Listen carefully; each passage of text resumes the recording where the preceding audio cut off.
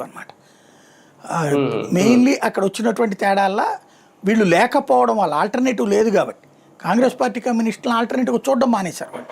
ఈ దఫా కాంగ్రెస్కి కూడా 4.5% ఓట్లు వచ్చినాయి, 2 సీట్లు వచ్చినా కూడా. కమ్యూనిస్టులకి 2.5% ఓట్లు వచ్చినాయి. భవిష్యత్తులో మమతా బెనర్జీ ఇట్లాగే ప్రవర్తిస్తే మళ్ళీ వాళ్ళు పుంజుకునే అవకాశం ఉంటుంది. సర్ బాగా పనిచేసిందా భారతీయ జనతా పార్టీకి? వరుసగా మన బీహార్ దగ్గర నుంచి చూసుకుంటే కలిసి వస్తుందా సర్ కూడా ఒక వంతు? ఇప్పుడు ఓట్లు తొలగిస్తే మరి బీహార్లో గెలవకూడదు కదా బీజేపీ. అధికారంలో ఉన్న పార్టీ గెలవకూడదని కదా సర్ పెడుతుందండి వీళ్ళు. సర్ అనేది తొలగించడమే కదా ఓట్లు. అంతే. తొలగించిన మరి బీజేపీ బీహార్లో ఎట్ట గెలిచింది? అంటే డబుల్ ఓటింగ్లు, ఫేక్ ఓటింగ్స్ ఇవి పోతున్నాయి కదా. అదే అనేది. అప్పుడు బీహార్లో మరి అధికార పక్షంలో ఉన్న వాళ్ళు కదా 20 ఏళ్ళ నుంచి, మరి వాళ్ళు ఓడిపోవాలిగా మమతా లాజిక్ అయితే కనుక. బేసిక్గా ఒకటే, సర్కి దీనికి ఒక సంబంధం ఉంది.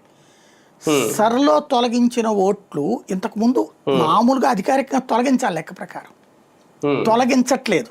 ఎందుకని? గ్రౌండ్ లెవెల్లో ఇదివరకు ఏంటంటే మీకు ఓటు జాయినింగ్ నాయకులు వచ్చి అవసరమైతే మన ఇంటి దగ్గరకు వచ్చి మన కార్డు తీసుకెళ్ళి వేపిస్తారు, మన పేరు తీసుకెళ్ళి రాసి వాళ్ళే అప్లై చేసి చేపిస్తారు.